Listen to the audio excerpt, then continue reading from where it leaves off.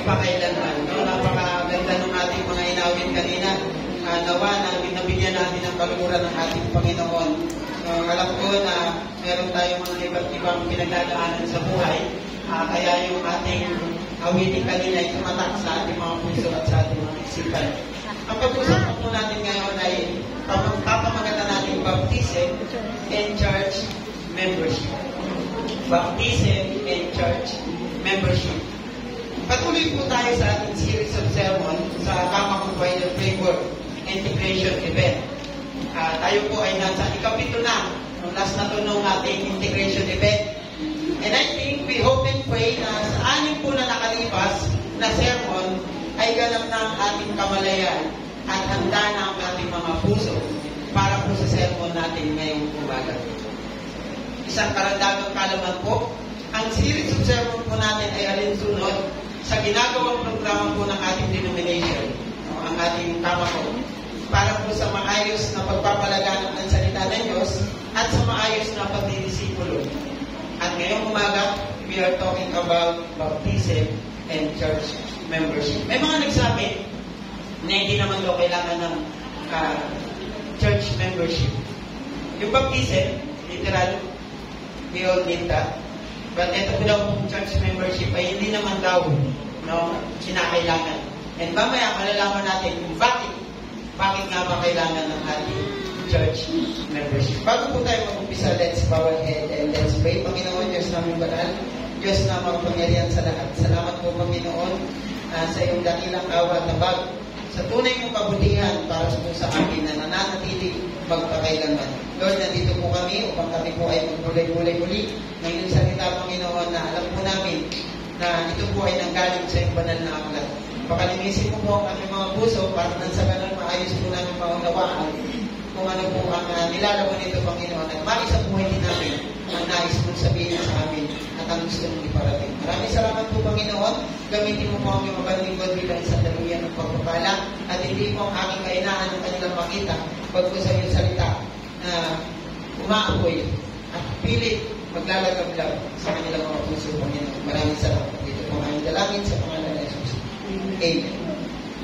Tulad po ng isang mabuting kawal, tayo po ay inaasahan ng Diyos na mamuhay sa pagsunod sa Kanya upang matanggap natin ang Kanyang mga pagpapala ng Diyos. Utos ng ating Panginoon na tayo ay sumunod sa Kanya para maramdaman natin at matamasa natin yung Kanyang pagpapala ng Diyos.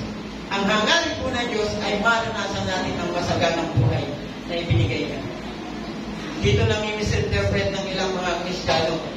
Kung ang nais lang daw ng Diyos ay maayos na pamumuhay, masaganang pamumuhay, at maalwan na pamumuhay, bakit may mga naghihirap? Bakit may mga dumaranas ng pagkabigo? Kung ang gusto lang naman ng ating Panginoon ay maayos na pamumuhay.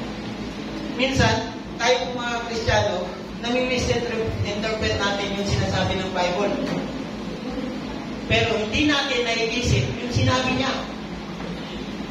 The seek first the kingdom of God and His righteousness. And all these things should be added to you. Ibig sabihin, may kulang. May kulang sa ginagawa natin pagsunod. Maraming kulang bilang isang Kristiyano. Marami tayong hindi sinusunod. Tapos, kukwestiyonin natin kung bakit hindi natin nararamdaman yung tuluyan at mahalwal na pamumuhay. Yung masaganang buhay na ibinigay ng ating Panginoon. Actually, pagkatapos po ng pagpapapako sa krus ng Kalbaryo ng ating Panginoon, kung iisipin natin, maramdaman na natin kung maayos natin pamumuhay. But ilan lang po sa atin ang kino-consider natin na yung ating pagkatubos sa ating mga kasalanan ay hindi nila kino-consider na maayos na pamumuhay. Sabi nga ng iba, di ba? Every gising is a blessing. So hindi nila alam na yung paggising pa lang natin, maayos na pamumuhay na kagad yun. Kasi hindi lahat binibigyan ng maayos na pamumuhay ay maayos na gising, tamang gising. Diba? Hindi lahat ginigising pa. Yung iba, tuluyan na naiibig. So, every gising is a blessing. Yan po ay parte ng maayos na pamumuhay na gusto nang maramdaman ng ating Panginoon sa atin. May dalawang hakbang po ng pangako na nais ng Diyos na gawin natin pagkatapos ng kaganapan. Una po, God wants you to be baptized.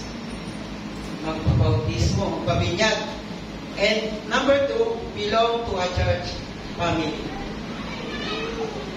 Taas ang kamay ng nabaptize na sa Jesus.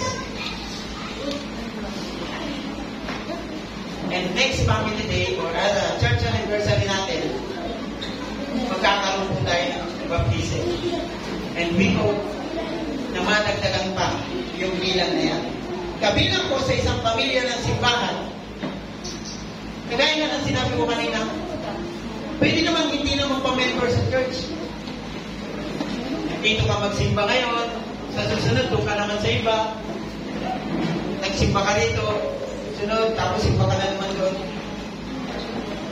Hindi naman kailangan ng church membership. Yan ang sabi ng iba. At least, alam mo, at sinusunod mo ang utos ng Panginoon. Take note of this, mga kapatid. Napakahalaga po sa buhay ng isang Kristiyano ang may kinakaanibang simbahan.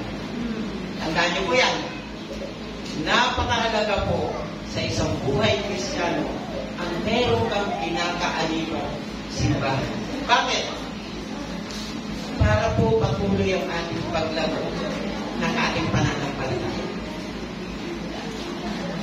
Ayon sa pag-aaral, 80% ng nakakakilala sa ating Panginoon or 80 to 90% ng nakakakilala sa ating Panginoon na walang church membership ay hindi nagpapatuloy.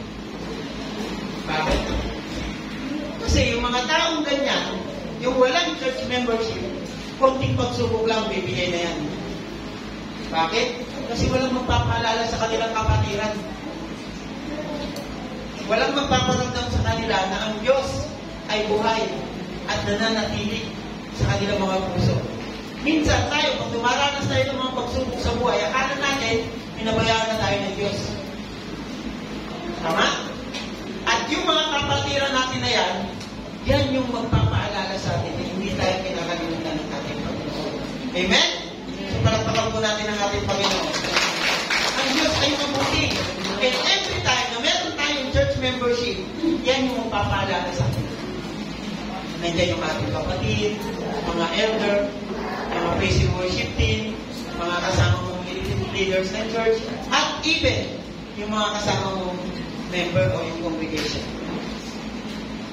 Mahalaga po ang church membership.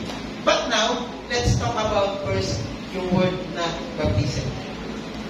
Baptism is an ordinance or a command. Ordinance or a command. Utos po yan ng ating Panginoon. Inutusan ni Jesus ang lahat ng kanyang mga tagasunod na gumawa ng mga disipulo. Mananampalataya o tagasunod. At pagkatapos ay bautismuhan. Tama? Yan ang utos ng ating Panginoon kanina sa ating binasang talata. Napakaganda ng pagkakabasa ng talata. Word by word. Word by word, nabasa niya ng maayos. Bawat mananampalataya ay dapat mabautismuhan o mapagbinyagan.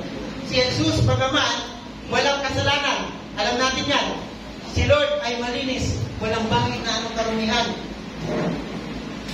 But, siya ay nagpabautismo.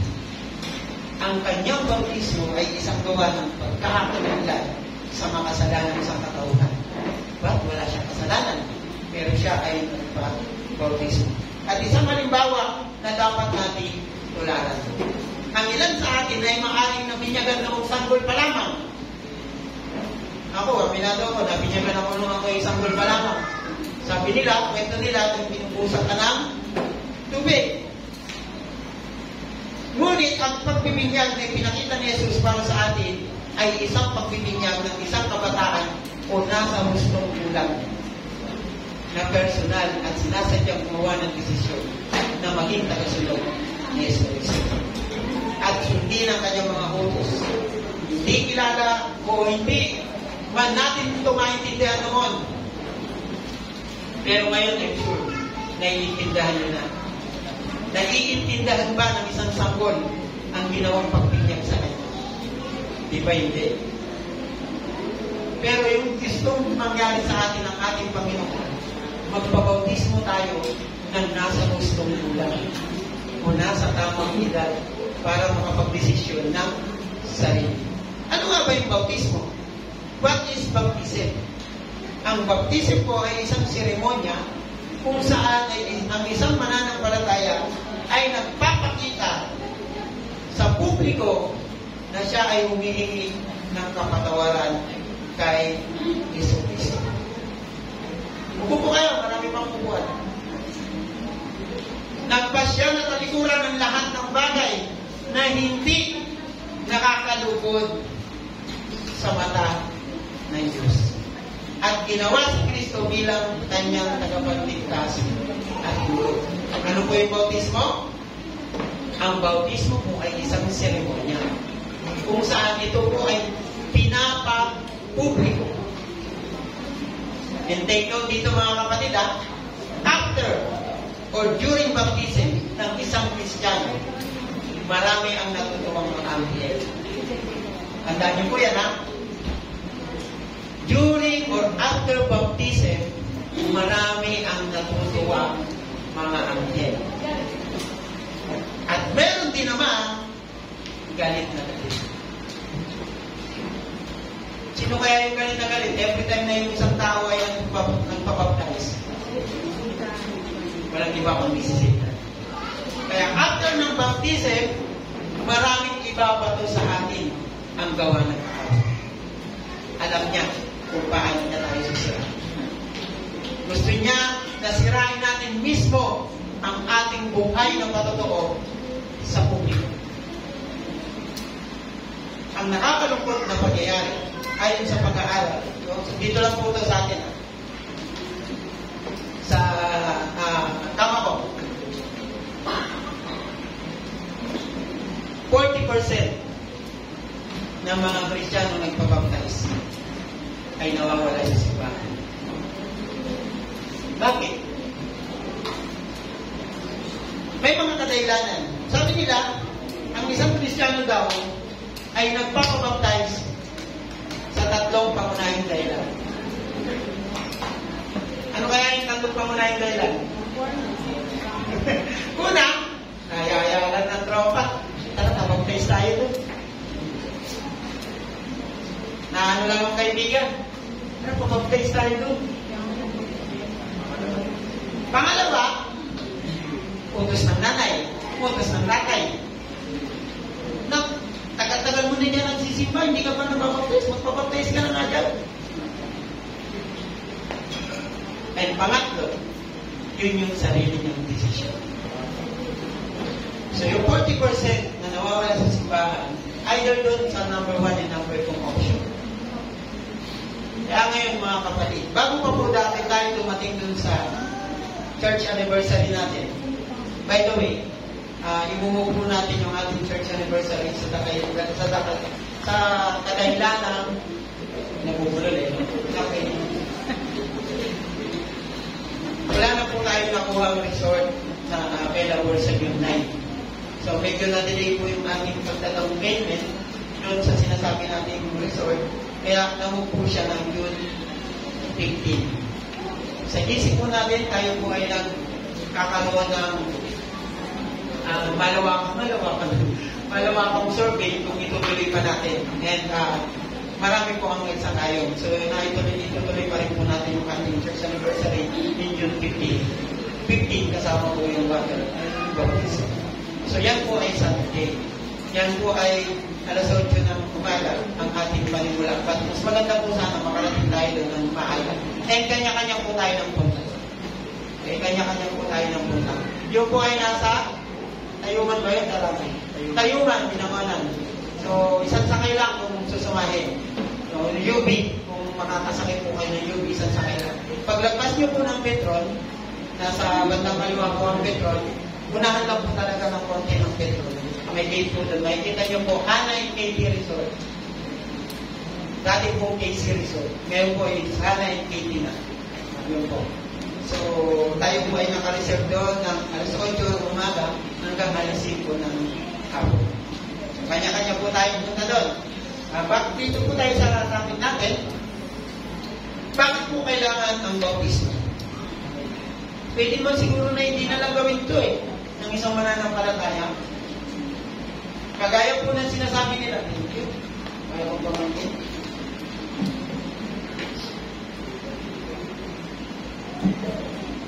Kagaya po ng sinasabi natin kanina ng church membership, pwede naman hindi na lang. Etong baptism, pwede bang hindi na lang? Pwede naman siguro wala na lang. Dalawang bagay po kung bakit kailangan natin magpabautismo. Tandaan niyo po ito, mga kapatid, para yung mga nagdadalawang isip ang magpabaptize yan. Baka sakaling makuha na natin yung sagot na gusto mo.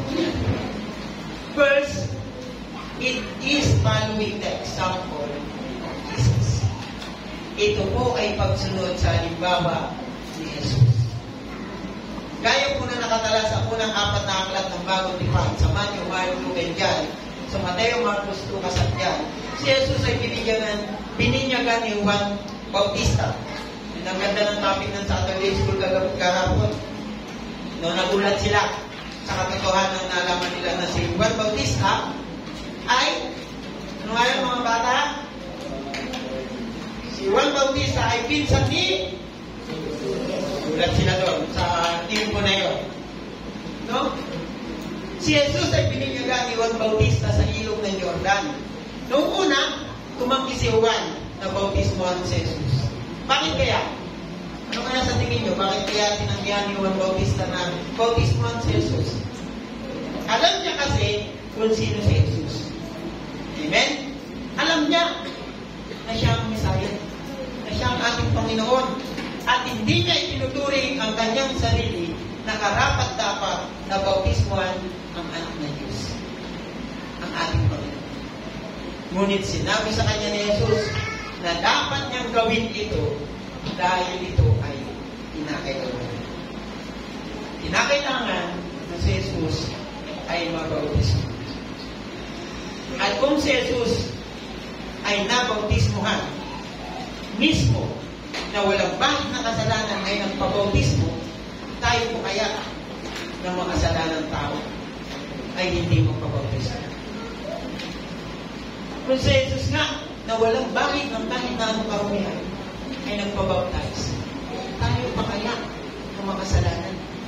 E di the more na tayo ay kailangan magpabautismo. Ginawa niya ang bautismo ngayon para maging isang halimbawa sa ating lahat na kailangan natin gawin ang bagay na ito para sa ating pagiging isang mananampalataya at pagsuko ng ating sarili sa ating Panginoon. Konting kwento lang po ito. Dumating po ako dito sa ACCS mid-year 2018. No, and ako po noon ay walang kwentang nilalang pa doon. Walang kwentang nilalang. No? Kumbaga, talagang wala sa ulog yung buhay ko noon. And namin ko po sina Pastor Mario at Teacher Ice sa pagbabasket ko. So hanggang sa na-enroll si Dana dito sa school sa baba, kay Teacher Ice. And December 5, 2018, nung ako po ay mag-design magpabaptize. In that moment, tinalikuran ko po yun natin ako. Punong-puno ako ng kasalanan dito. Kahit naman daw ngayon, sabi nila. Pero, kasabay ng pagsuko ko ng aming sarili, ang pangakong hinihiling ko kayo na araw-araw baguhin ako ng aming Panginoon. Lahat tayo makasalanan, walang perfecto sa akin, kahit isa. Ang mahalaga nga lang, paano ba natin isinusuko ang ating kasalanan sa ating Panginoon? Merong mga nagkakasala na proud pa sa pagkakasala mo. Meron naman mga tao na hinihingi talaga ng kapatawaran ang kanilang pagkakasala. Ang bautismo ay isang patunay ng pagsuko ng ating buong sarili sa ating Panginoon. At kung ikaw, hiling ka ng isuko ang iyong buhay, ang iyong buong pagkatao sa ating Panginoon, baptism is your first move. Ang bautismo, ang unang-unang mo kailangan. At ang unang-unang hakbang na kailangan mo gawin. Pangalawa, it is obeying Christ's command. Dito na tayo. Kung kanina, kailangan na kailangan, dahil ito yung pagsuko ng ating sarili sa ating Panginoon. Ito po ay pagsunod sa utos ng ating Panginoon Jesucristo. Bago po umakyat si Jesus sa langit, inutusan niya ang kanyang mga disipulo na bautismuhan ang naniniwala sa kanya. Amen? Sino ang naniniwala sa ating Panginoon? Malakpak! So it's time for you to be baptized. Kaya nga sabi, di ba, humayo kayo at gawin ninyo mga alagad ng lahat ng mga bansa na sila inyong bautismuhan sa ngalan ng Ama at ng Anak at ng Espiritu. At turuan silang sumunod sa lahat ng inuutos ko sa inyo hanggang sa katapusan ng panahon. Isang matibay unang utos ng ating Panginoon. That's why our Kamako, ito po yung flagship natin. Go and make disciples. And sa dulo po nun, bautismuhan sa pangalan ng Ama at ng Anak at ng Espiritu. Utos po ng ating Panginoong Hesus na kailangan sundin at hindi pwede baliwala. And ngayon, ano po yung methods ng baptism?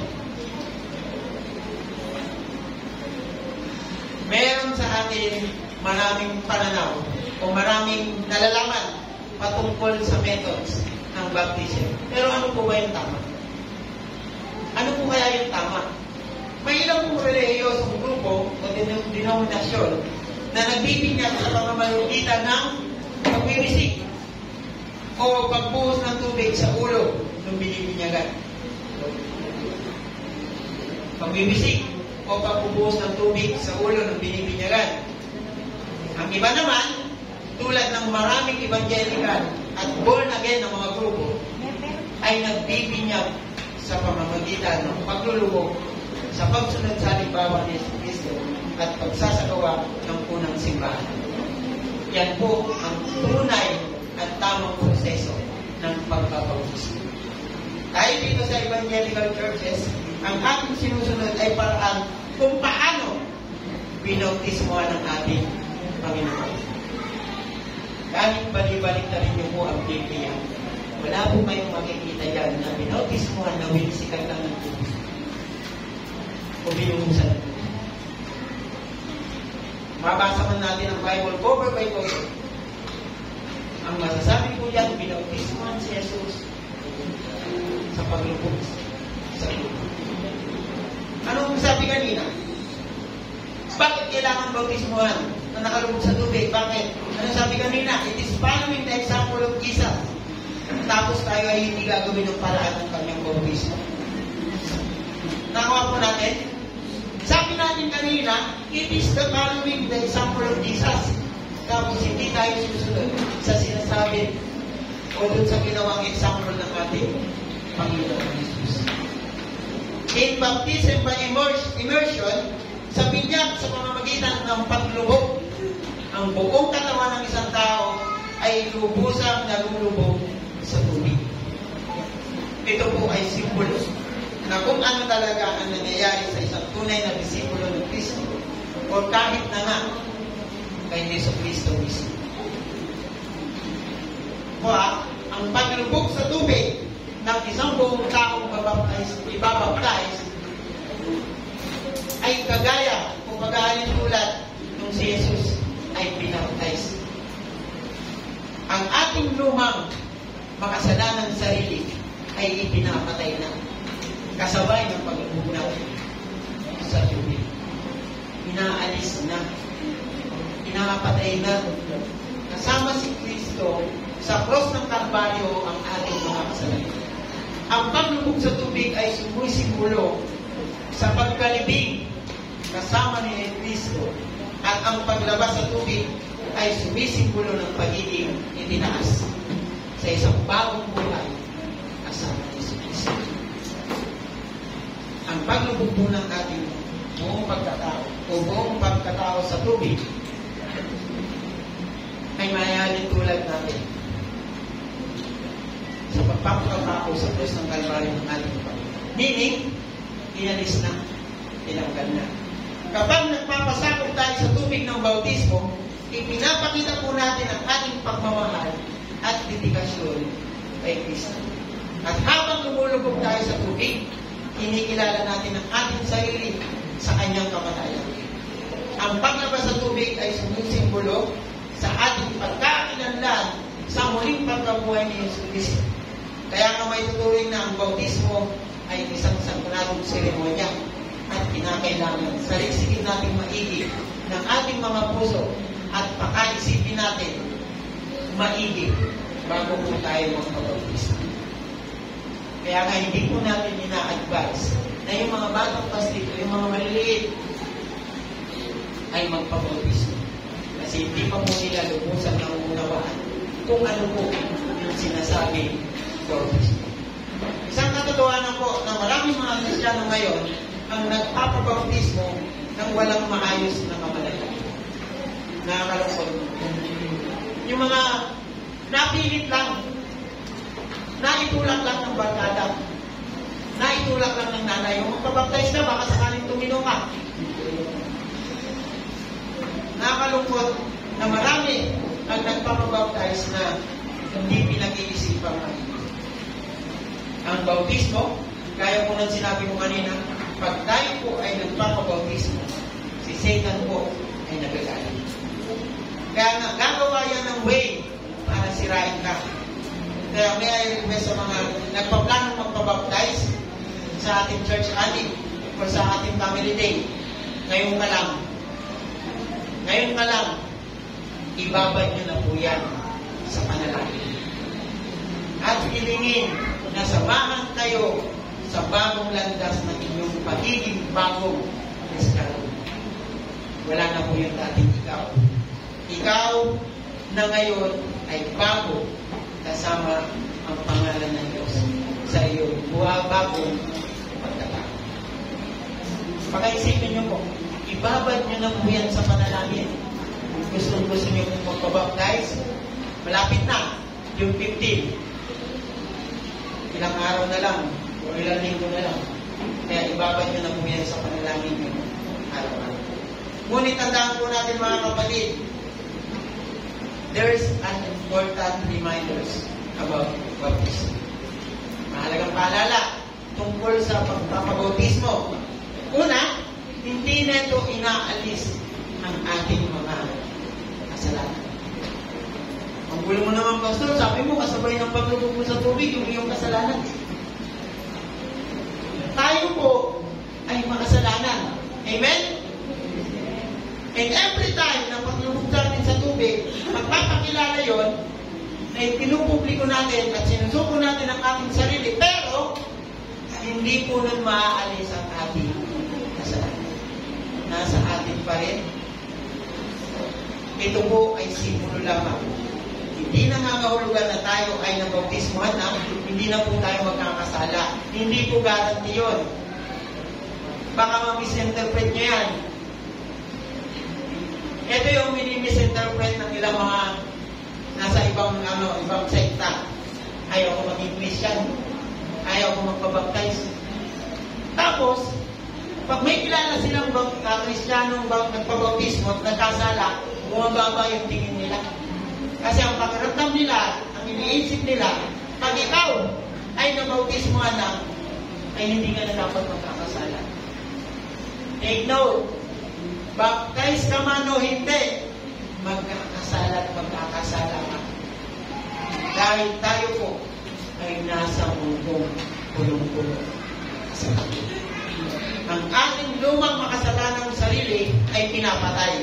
Yun po yung pinapatay sa bautismo. Meaning dapat patay na ang ating makasalanang sarili. Ngunit, hindi po nito naaalis ang sarili natin sa posibilidad na tayo po ay magkasala. Hindi po tandaan niyo po yan. Baka bumababa na yung tingin niyo sa mga Kristiyanong nagpabaptize kasi nagkasala sila. Magkakasala at magkakasala at magkakasala pa rin. Ano pong silbi ng baptismo para hindi tayo magkasala? Pag ikaw po ay nabautismohan na, meaning magkakaroon ka na ng kamalayan. Para ano? Para isuso sa ating Panginoon ang iyong pagkakasala. Nagkaroon ka na ng kamalayan. So, pwede ka na lumapit sa ating Panginoon para isuso ang ating nagawa kasalanan. Pangalawa, ang bautismo, ang isang tao na nagpapasakop sa kanyang sarili sa tubig ng bautismo na ginagawa si Kristo na kanyang tagapagligtas sa Panginoon ay dapat mamuhay ng isang bagong buhay. Isang buhay na hindi na ilarawan sa kasalanan, kundi sa pamamagitan ng kabanalan at pag-ibig ni Kristo. Ito po yung sinasabi ko. Dapat ang ating buong pagkatao ay larawanan ng bagong buhay. Dahil bago na tayo kasabay ng ating paglubog sa tubig ang paglubog ng dati nating pagkatao. Yung pagsuko natin, yung paglubog natin sa tubig ay kasabay nun yung ating dating pagkatao na dapat wala. Tandaan niyo yan, hindi maaalis ng bautismo ang ating kasalanan. At pangalawa, dapat meron na tayong buhay, bagong buhay at bagong pagkatao after natin mabautismo. Amen? So ngayon, handa na ba ang ating mga puso para sa bautismo? Kung kayo ay nagdadalawang isip pa, nagtatatlo, nag-aapat,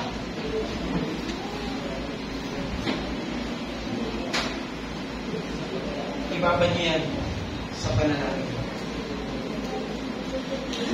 Araw-araw, ibabad niyo sa pananalangin.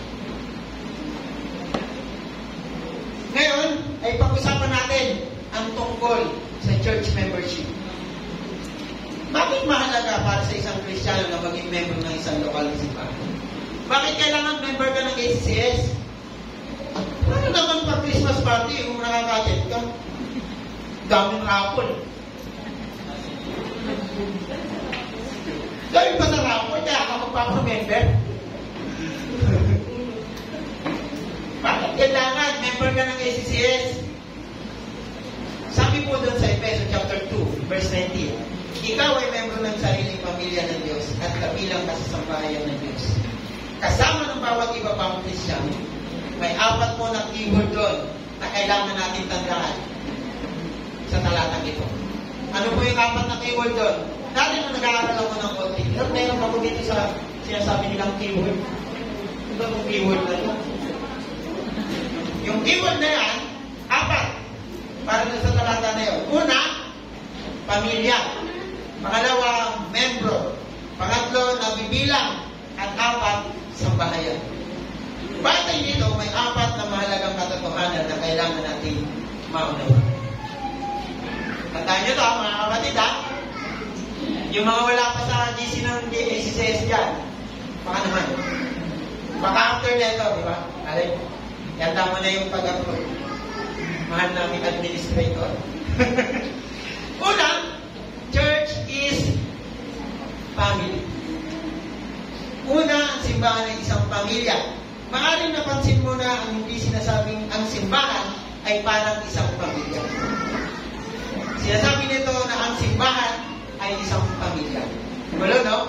Hindi parang isang pamilya, kundi ito ay isang pamilya. Ito ay pamilya ng Diyos. Ang simbahan ay ang iyong spiritual na pamilya. At ang pamilyang ito ay hihigit pa sa iyong biological family.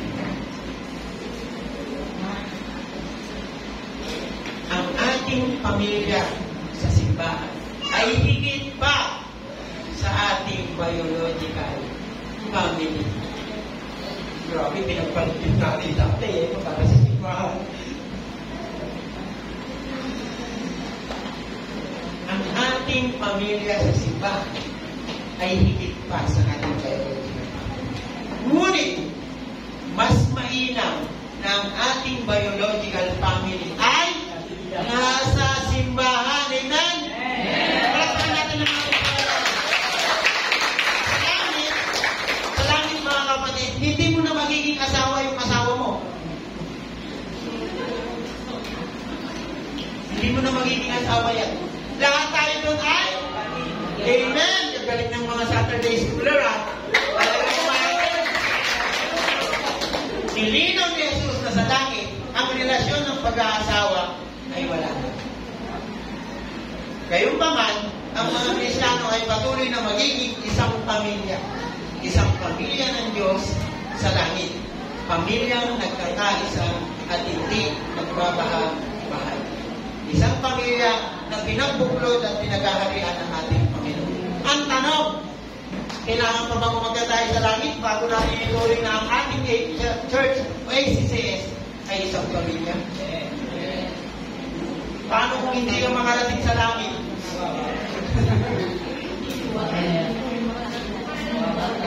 Nakahangkalan na. Ito yung langit, nandito ka lang. Dati. Paano kung hindi? So, kailangan, church is a family.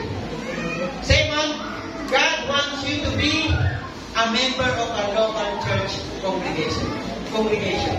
Gusto po ng Diyos na maging member ka ng local na kongregasyon ng simbahan. Ikaw ay member ng sariling pamilya ng Diyos. Sabi po sa Efeso 2:19. Pansinin po ang salitang membro. Sinasabi po ng teksto na plano at kalooban ng Diyos na maging membro ka ng isang lokal na pamilya ng simbahan. Hindi po ito option, ha? Hindi po ito option. Kailangan mong maging member ng isang lokal na simbahan upang maranasan ang kabuuan ng pagiging isang tunay na Kristiyano. Hindi lamang po para lang dun sa Christmas party. Hindi lamang po para lang dun sa raffle. Kailangan mong maging member ng simbahan para sa kabuuan ng pagiging isang tunay na Kristiyano at pagiging membro ng katawan ni Kristo. Same to our body. This is the church.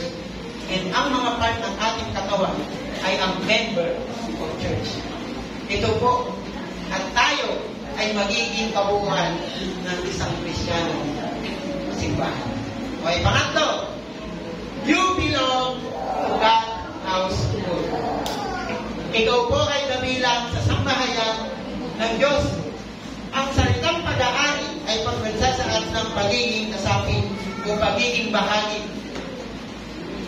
Ang salitang pag-aari ay nagsasaad ng pagiging kasapi o pagiging bahagi.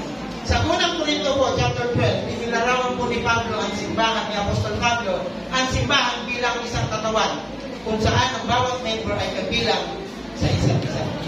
Ano kaya ang mangyayari kung ang isang bahagi ng iyong katawan ay hindi gumagana? Na-imagine nyo na po kaya. Kunwari, yung dalawa yung mata ay hindi nakakakita. Pakiramdam nyo, di ba may kulang? Hindi kayo buo. Kung ang isang bahagi ng isang katawan ay hindi gumagana, ang buong katawan ay apektado. Tama? Kunwari yung isang kamay nyo lang yung gumagana, yung isa lang paano ka magluluto? Tapos magre-release ka. Ay. Paano ka? Di ba? Naman nagluluto, di ba? Yung ngayon, nagluluto na lang, nagre-release pa eh.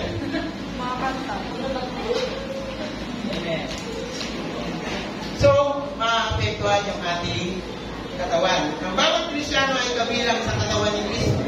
Ang lokal na kongregasyon ng simbahan at siya ay may mahalagang papel na ginagampanan.